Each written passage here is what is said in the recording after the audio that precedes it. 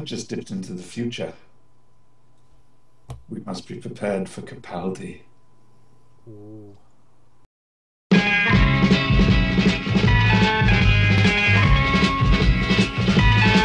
You've got to fight for what you want, for all that you believe.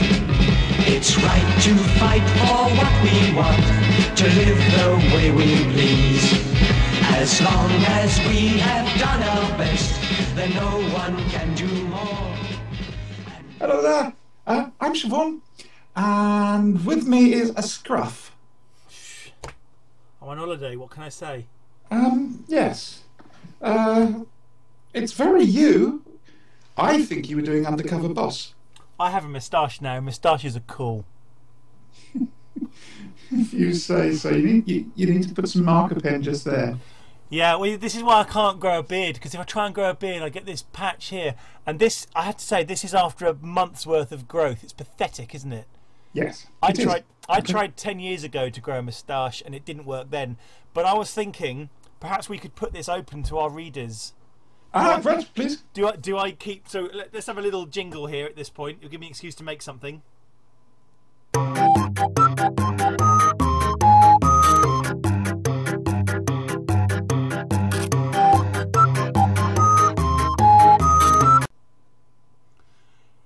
Does Dr. Sinister get to keep the moustache or not? We want to hear from you. A decision. They must have. They must. I want feedback. Now, we must stress that we're recording about 3 shows tonight. Mm-hmm. So we're not going to have any feedback for about the next 3 shows after this. No. Okay. So you've got time. We'll probably be recording next week or something. I don't know. I will abide by the decision of the majority. Yes. What Mrs. Sinister wants is out the window.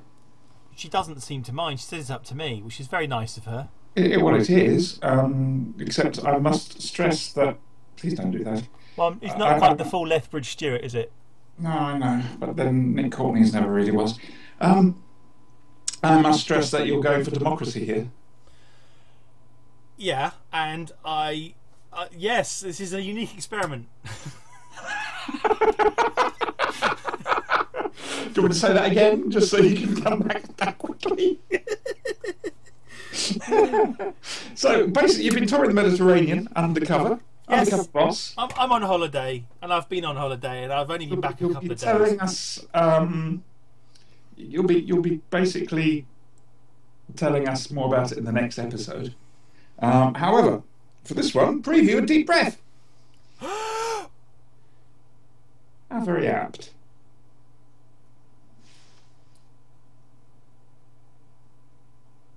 I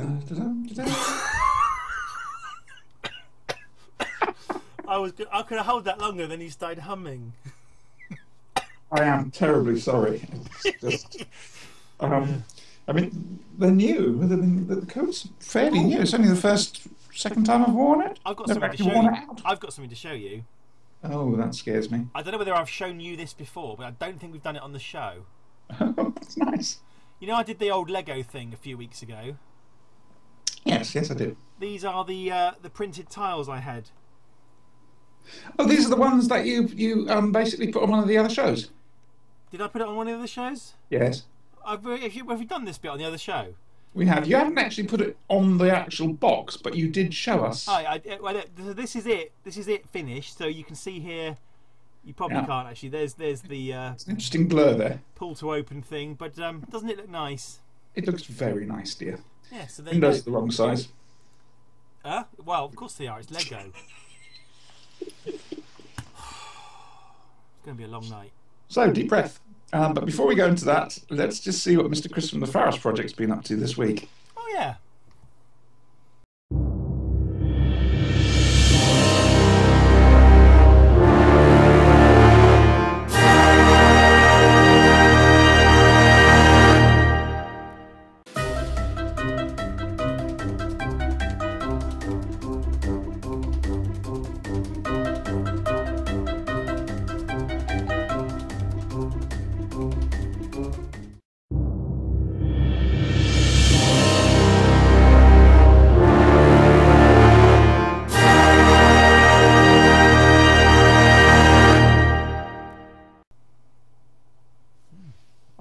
Hindenburg with the R101?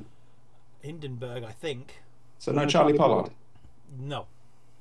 Oh, she's probably busy, I don't know, narrating MasterChef or something. Lots of humanity. No, Vogonity. The Vogonity, no. No Vogonity. Anyway, this is Coco, by the way. Oh, hello, Coco. I lost Shadow. I know, I heard about this. This is terrible. A poor little cat, she was poisoned. Deliberately? But I don't know. Do we know what sort of substance was involved? Antifreeze in the middle of summer. They do like the taste of that, though, don't they? Sweet. Yeah. Anyway. Sorry to hear that. Again, it's one of the things you've got to put up with when you live with animals. Isn't that right, Coco Cat? Yes, it is. Anyway, so, Deep Breath, Peter Capaldi, his first venture into the role. What's it like?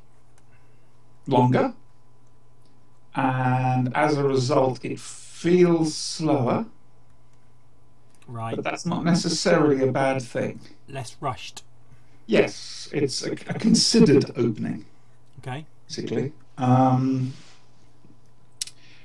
quite funny. He gets some howling lines. He really does.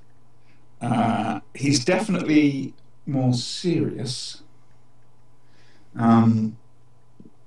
However, this is your post-regeneration story. We need to see where the role's going to go. Okay, he's not settled yet. He settles down.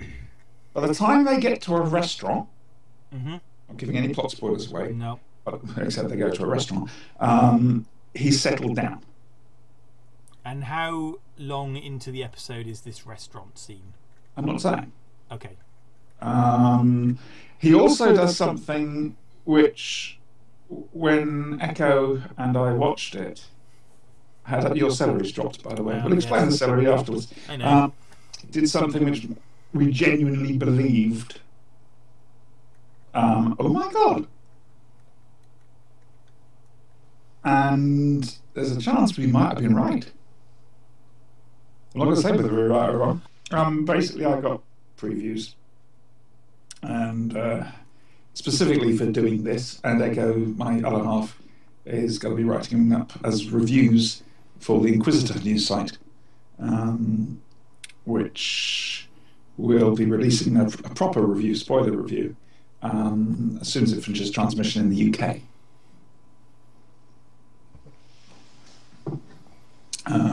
So, yeah. It's... how do I put it? A regeneration story. Take your time, breathe. He's not quite what you expect.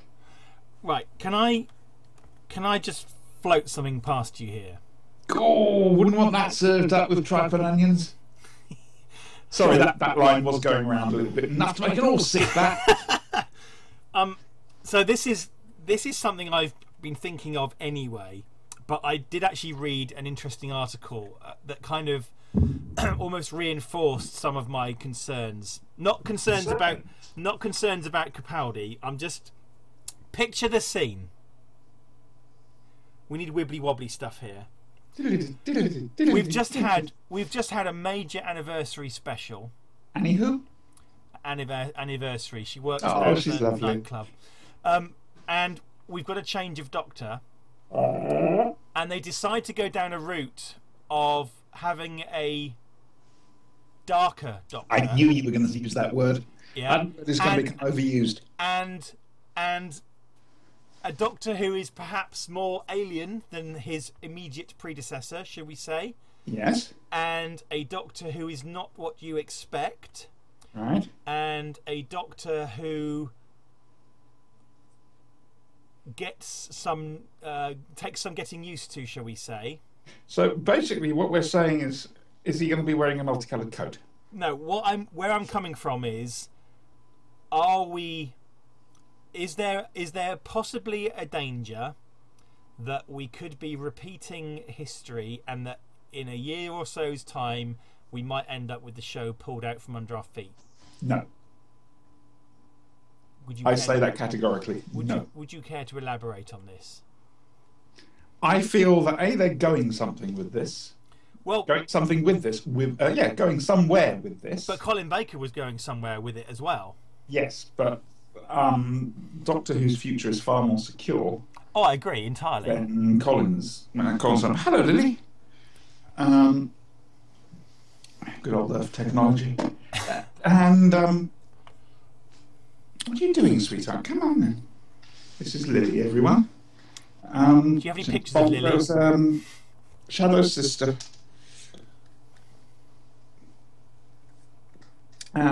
Secondly, so they will have time to do something with it. Secondly, he's not so hard to get on with. Okay. It's definitely a different characterisation than Colin Baker's. Colin Baker's. And without giving anything away, does he attempt to murder his companion? No. Or does he? Ooh. Or Ooh. does he? Or does he? I'm not messing around. Or does he? I'm going to say that deliberately. Okay. This isn't a play on the thing where the TARDIS didn't like Clara, is it? It's got nothing to do with the TARDIS. Okay, right. Okay. Okay. Vastra, and Strax are in it, but they are to a certain extent bystanders, rightly so. Yep. Though Vastra has a very good scene with Clara, which is superbly written and superbly played. Have they been put in it to give the audience a reference point to try and ease the transition? Possibly. Can understand that. Mm-hmm. Yeah, very possibly. Case of waiting and seeing. And my last question, is it as good as the 11th Hour? You can't really say that because it's a different beast entirely. Okay. 11th Hour was an action-packed whoosh. New Doctor, bang! Look at it. This one is more studied. Okay. So you can't really compare them. It's down to Taste. each person to decide for themselves. Mm-hmm. I don't want to compare them quite simply because they're different. They are very different beasts. Okay. I will say, however, you're in for some fun. Cool. Yeah. Only got Well, a that's few the days to preview. wait. Why are you wearing celery? Lego celery at that. Yeah, well, you see, somebody, Yes. I'm not going to name any names here, Siobhan, said that we were all going to be wearing celery at Hooverville 6. That was Adam Purcell from an inferior podcast. But yeah, I didn't hear it from him. I heard it from yourself. And He ordered me to tell people, possibly. okay. Well, you see, so I understand that you were doing something in regards to this, and obviously I've been away, Yes. and I haven't really got time to order anything, so I've made one. Right. This is for Out of Lego. Pewter Davidstone. For Peter, what? For Petra Galveston? But I will confess, and this must not go anywhere else. Okay, this cannot. He said on the internet. This Sorry, cannot. no, watches this anyway. This cannot get out. Nobody must hear about this.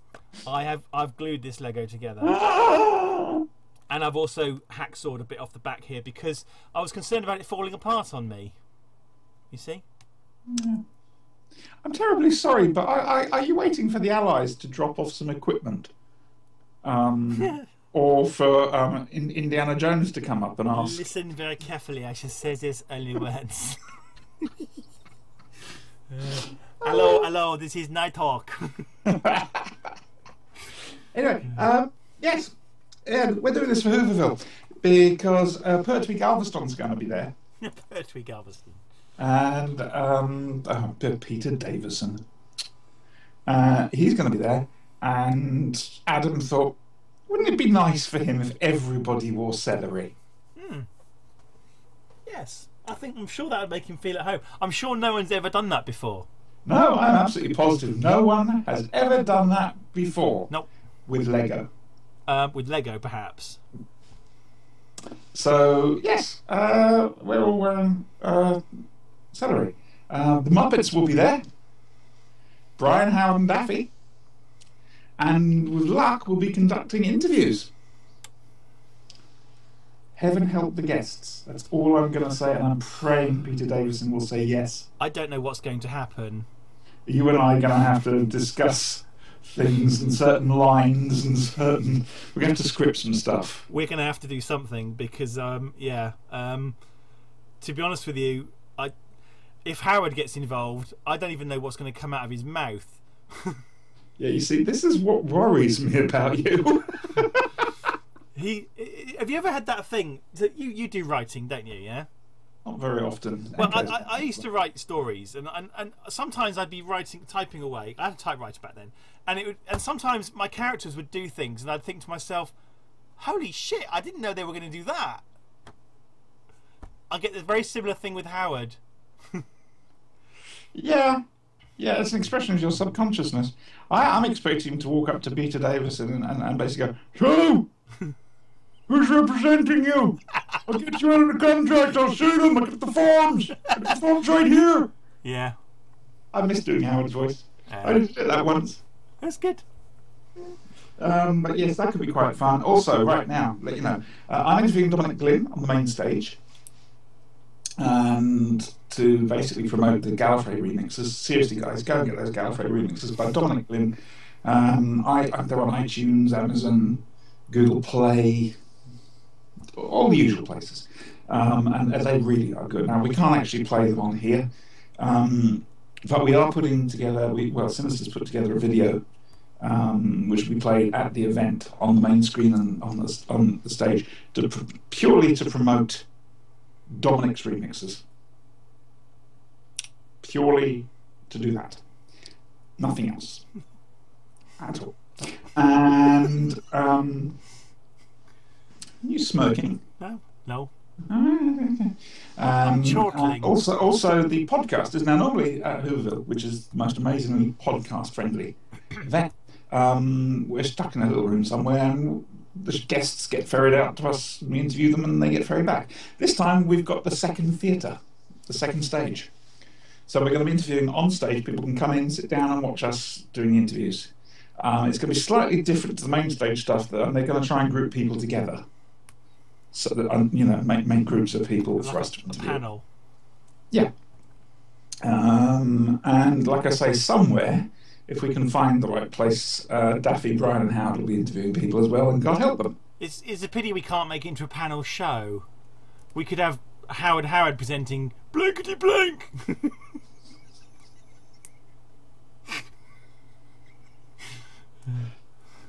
What are you doing? No, stop attacking. That's a button. Stop trying to eat my button. It sounds wrong. Yes, so there's that. Now we need to talk about Robin Williams. Mm-hmm.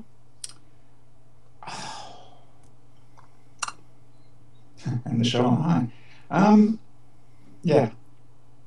I don't know what to say, to be honest.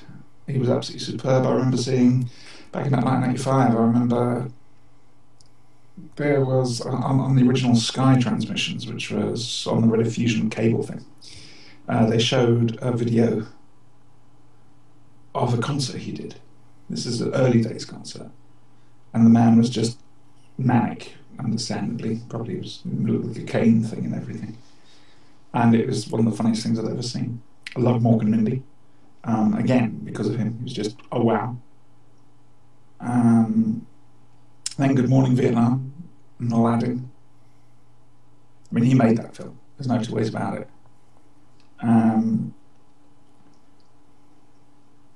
He was suffering from Parkinson's, apparently. And along with depression, clinical depression. That's what's done for him.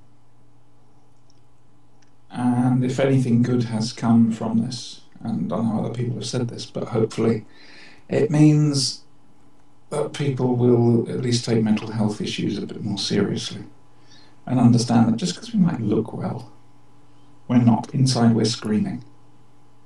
And when I say we, I certainly mean myself. I can't talk for him over there. But no, that's entirely correct. I've made no secret of it. So it's now just a case of, well, good night to Vietnam, I suppose.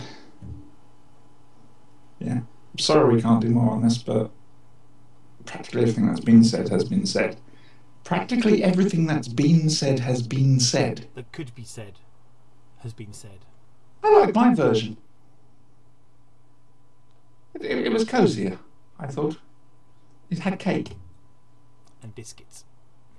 Oh, no, you don't have cake and biscuits. I do. And that's why you've got this smudge above your lip.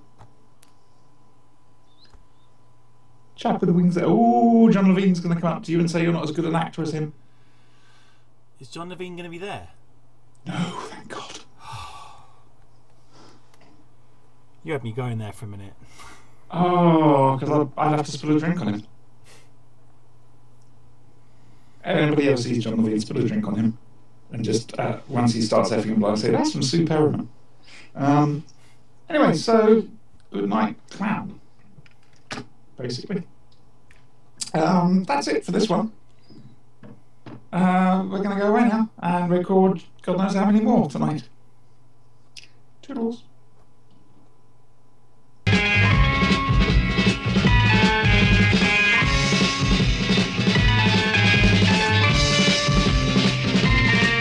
You've got to fight for what you want, for all that you believe.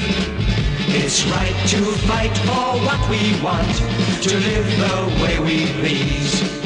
As long as we have done our best, then no one can do more. And life and love and happiness are well worth fighting for. They're well worth fighting for.